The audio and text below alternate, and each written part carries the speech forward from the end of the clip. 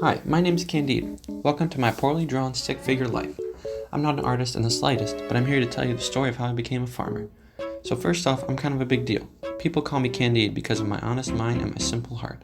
I live in the castle of the Baron of Westphalia. We got doors, windows, and a tapestry. I spend my days in the castle with my boy Pangloss. Pangloss is the best, because he's always going off about philosophy and immigration and border walls, pretty much anything you'd hear on Fox News. He also says everything that happens in the world is for the best. I don't really understand it, but I listen to him because he's got to be the greatest philosopher of our time. Also, I have literally nothing else to do. So besides that, the only other reason for my existence is Cunegonde, daughter of the Baroness.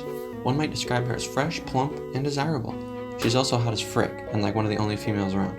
I've always liked her, but never had the courage to tell her. One day after dinner, she dropped her handkerchief right at my feet, and I knew this was my chance. It was crazy. I was like, what if we kissed right now behind the screen? Just kidding. Unless.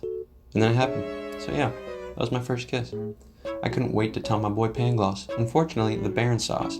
He took one look at me smooching on his daughter and had the nerve to kick me out on the spot. I was devastated and forced to leave my boy Pangloss and my hot girlfriend Cunegonde behind because I'm pretty sure we're dating a type of kiss, but I don't know. Whatever, let's move on.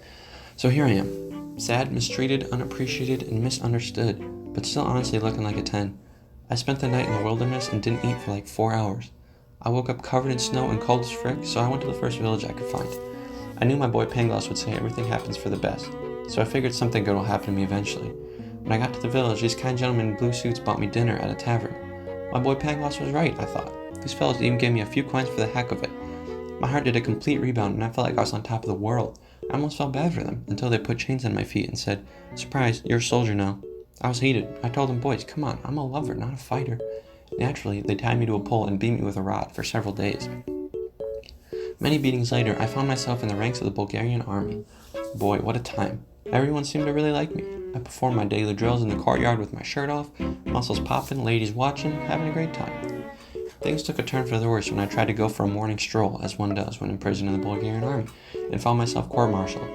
They asked me how I preferred my punishment, being beaten senseless by every other soldier or shot 12 times in the head. Obviously, I told them I didn't want either, but they didn't understand my logic. So there I am, getting beaten over and over, and I decide I can't take it anymore. "Shoot me in the face, please," I say to the soldiers. They agree to shoot me in the face, and they kneel me down and blindfold me. Just before I get shot in the face, the Bulgarian Baron himself walks by and tells them to stop, saying something about he's too stupid for his own good.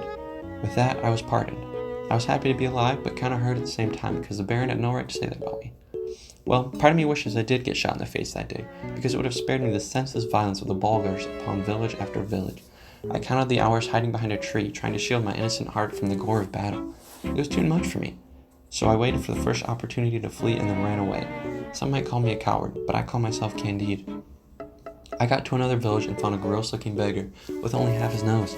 I felt bad for the poor guy, so I gave him a couple coins. "Candide," the gross man said, "it's your boy." I was confused because I only have one boy, and my boy is Pangloss. Then it hit me. Could this be my boy? My boy Pangloss? Long story short, me and my boy are reunited.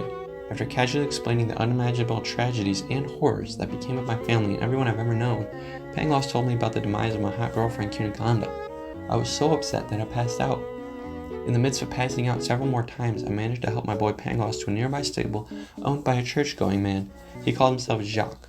Out of the kindness of his heart and the God that he served, he cured my boy Pangloss of his disease. Now it was just me, my boy, and Churchman. Life was great again. 2 months later, Churchman wanted to sail to Lisbon, so me and my boy Pangloss tagged along. The seas became rough and stormy, and soon we were in the middle of a full-blown monsoon. Our vessel was yeeted to and fro, and one sailor lost his footing and fell to the railing of the boat. Churchman came to the rescue and saved the sailor, but then fell off and drowned in the process. I couldn't believe it. How could Churchman die and not this dumb sailor dude?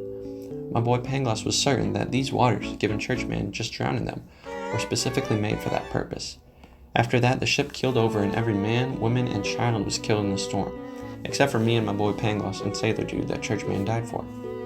Well, now it was just me, my boy Pangloss, and Sailor Dude. We found our way to Lisbon by drifting on the currents of the sea. Immediately as we arrived at the beaches of Lisbon, the coastal town erupted into a violent earthquake, toppling buildings and crumbling all the ships in the port, killing thousands upon thousands of innocent villagers. I wonder why this is happening," said my boy Pangloss.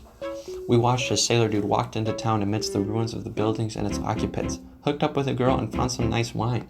I couldn't handle it anymore. I went up to him and I told him my boy Pangloss doesn't appreciate his attitude. Sailor Dude looked at me and said, "Look, buddy, I've been to Japan before and I stepped on a crucifix not 1, 2, not 3, but 4 times. So I don't give a rip about your boy Pangloss."